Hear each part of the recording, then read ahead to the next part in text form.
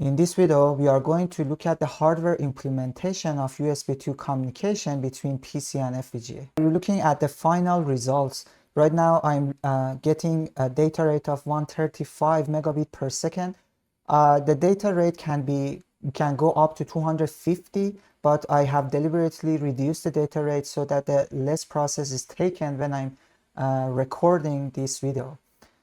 This USB 2 communication is used as a flexible way of communication between the FPGA and PC, which can help us to build different instruments and tools, for instance, software-defined radios or signal analyzer. The mode that you are currently looking at is the SW mode, which is the signal analyzer mode, which is plotting the signal that I have generated inside the FPGA. It's an square wave signal. If I pause here, you can see the square wave and also the period of the signal. I can change the channels because I'm generating different square waves. I have another mode which is SW multiple, which if I come here, I can assign each plot to different channels, so I can take a look at different channels simultaneously. You can see that this SW mode can be used to implement a signal analyzer, because right now I can look at different waveforms that are coming from the FPGA. I can pause the plot, look at the periods of the plot, or find any artifacts inside the signal. I can auto scale the y-axis or x-axis, and this is one of the many applications that we can build using this USB 2 communication, which is very fast and reliable and has low latency. I have also added another mode which is called constant, which is essentially a loopback mode. To make sure that the communication works properly, I'm testing a loopback so that FPGA echoes back whatever data is received. So I send the data from PC to FPGA, FPGA receives it and then echoes it back to the PC, and I plot the received data. So this way I can make sure that the transmit from the PC to FPGA is correct, the data is not broken, and also from the FPGA to PC is the same way. For instance, if I just say, okay, let's send 30, can see instantly this value, which is the received value, changes. If I do auto Y here, I can see I am now receiving 30 from the FPGA. So 30 has been successfully sent from PC to the FPGA. FPGA received it and then looped it back to the PC with the same value. I'm going to upload the Verilog code to the channel GitHub to create an open source USB 2 communication with this project. We are looking at how we can communicate with FT2232H in synchronous FIFO mode. I have brought up the datasheet. Section 4.4 talks about this mode, which essentially is a very simple architecture. We have two modes, which is one is the read mode and one is the write mode. In this mode, because it's a synchronous mode, FT2232 provides a clock for us, which is a 60 megahertz clock, and we need to use this in our FPGA to time whatever signal we are generating to communicate with FT2232H. And also the time that we want to read back whatever data that is in the bus. So we have a bus, as I mentioned in the previous video, we have an 8-bit bus, but this bus either can be used as a reading or writing. It's not a bidirectional bus. Either we can read or we can write. And first we need, basically we need to, in our FPGA, see whether we want to read or write. So if I come down, there are some timing that are shown here. We'll talk about them later, but I just want to talk about the FIFO read operation and also write operation. A read operation is started when the chip drives RxF, which is Rx full, we can say low, which is, if I come back to this diagram, so first FT2232H at the rising edge of the clock brings the RxF low, meaning that okay, you can read data from me. If we want to initiate the read, we basically, what we need to do is we make sure that the bus is correctly, it's not being driven by the FPGA, it's in the mode that FPGA just reads the data, and then we enable output enable by bringing this down to 0, then start reading with this timing. One thing to note is that from the FPGA, whatever we want to do, we need to make sure we do it in the falling edge of the clock, because FT2232 usually reads back the data, or latches the data, or the values of the signals whenever it's in the positive edge. Therefore, if we want to make sure that we don't violate any setup time issue, we need to, whatever we want to send from FPGA, we send it through the negative edge. So we give it enough time, then once FT2232H reads the signal back, the setup time is not violated. So this is the read mode. So it's just a simple state machine. Once RxF has brought down low in the FPGA, we need to decide whether we want to read or not. Sometimes we are in the middle of transmission, so we wait for the transmission to finish. Then once it finishes, we change the bus direction. We make the FPGA so that it reads from the data bus. Then we bring down the OE and then RD. Now, if you want to look at the TX operation, let's look at what's happening in the write operation. A write operation can be started when TXE is low, meaning that, okay, so this is low, and in FPGA we decide, okay, we don't need to right now read, we want to send data. So what we do is that we change the bus direction, we drive the data bus from the FPGA, we set the data in the falling edge of the clock, and then we bring a write or WR down so that the write is enabled. This way, FT2232 starts reading whatever data we have written on the bus. So two things are important to consider. One is we need to make sure that all the setup times which are given here are not violated, are met, and also we make sure that we don't run into issue that the bus, both the state machine, either the write state machine or the read state machine, both start accessing the bus at the same time.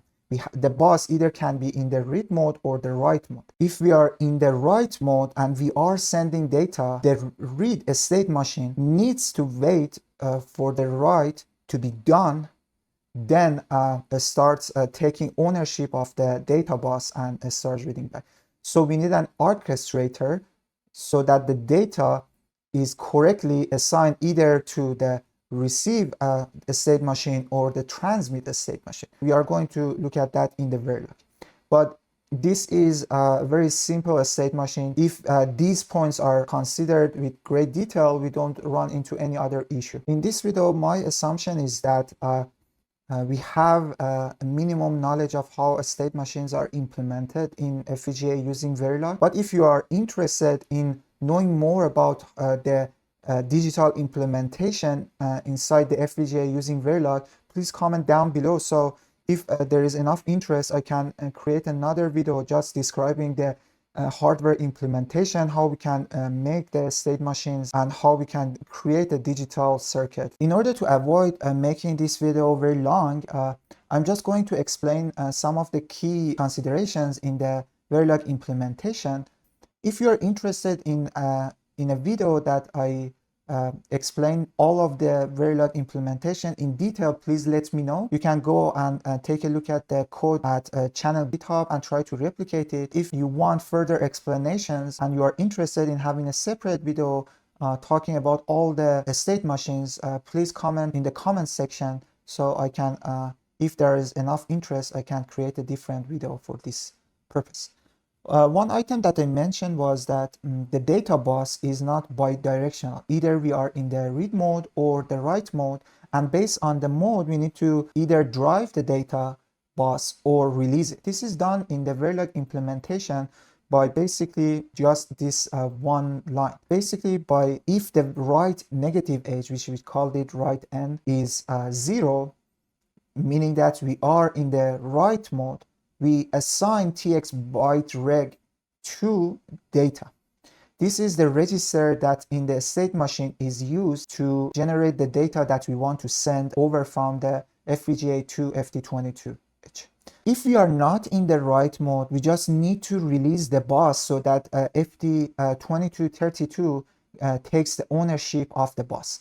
This is done by just making the bus high impedance using 8 bits of Z, which makes all of those pins to high impedance, so that we'll no longer drive the data bus, and FT2232H will take the ownership of the bus, and in the read state machine we just read back whatever is written in the data. Let's take a look at the transmit state machine. I'm just going to talk briefly on about the transmit state machine and conclude the video. One key point here is that, as always in the state machines, we have an idle point where the state machine waits for the requirements to start. Here, because I'm using a FIFO to store whatever data is received, I'm just making sure that FIFO is not empty. Also, we are not in the middle of any TX transmission already, and TX bus is not busy, and also we are not reading back whatever any data from the FT2232H.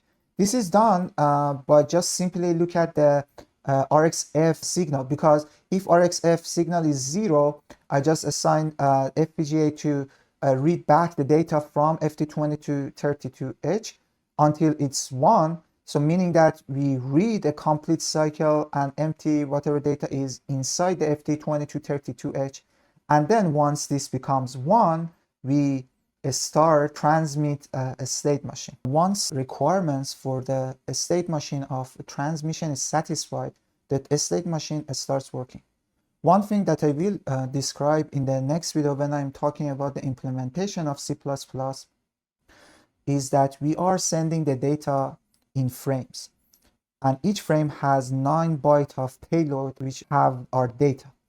And in order to sync these frames, we have added flags at the beginning and at the end of this frame to indicate the beginning and the end of it. So for instance, here I just want to send flag 1 once the TX has started.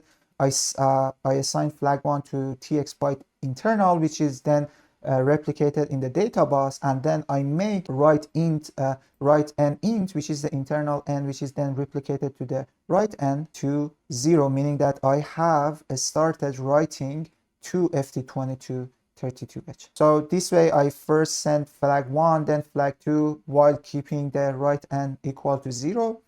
Then I move on to sending the length of the bytes that I want to send.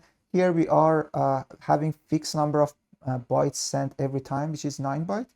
But in order for the protocol to be flexible, I'm just also sending a length. So in the future, if you want to send another length other than 9 bytes, we can apply. Then I have added some error detection CRC2 to the send data that I will talk about in the next video. But basically here, this is just a simple text. Whatever we want to send, we just send the data to it. So for instance, here txlen is replicated into the data bus, and then we are keeping write equal to 0. Then we are going to read from the FIFO that stores whatever data that we want to send and replicate it to the bus while keeping write n equal to 0. Once we transmit all of our data, we need to, as in the datasheet, we need to make write n equal to 1, indicating that now we are done, and we just release the bus for the read mode, and then go back to the ideal state. The read state machine is the same way, but the other way around. And one interesting thing here is that we just need to make sure that we sync the received frame. So first we look at the data and we detect flag 1 and flag 2. Then once we detect those, we detect the length and also the error correction CRC. And once these all are finalized, we start. And then once this data is received in these payload registers, once we gather all the payloads, which are 9 bytes, we send them to the FIFO so that they are stored and can be used once required. This is also very simple. We just need to make sure that we follow the datasheet and the timings that are required very closely so that there is no timing violation when we are talking to FT2232H. This concludes this video. I hope that you enjoyed watching this video. This is the hardware implementation that is required to communicate to FT2232H from FPGA to FT2232H. In the next video, we'll see the other side, which is the communication between PC and FT2232H. And once we have the other path as well, because this FT2232H acts as a bridge, we can have the ultimate goal, which is the communication between PC to the FPGA. So PC sends some information to FT2232 and then FT2232 sends it to the FPGA and vice versa. Please let me know if you want any aspect of this video to be described and explained in more detail. Please let me know if you have any other thought about this project. I appreciate any feedback you give me in the comment section, and hope you enjoyed this video, and stay tuned for the next video.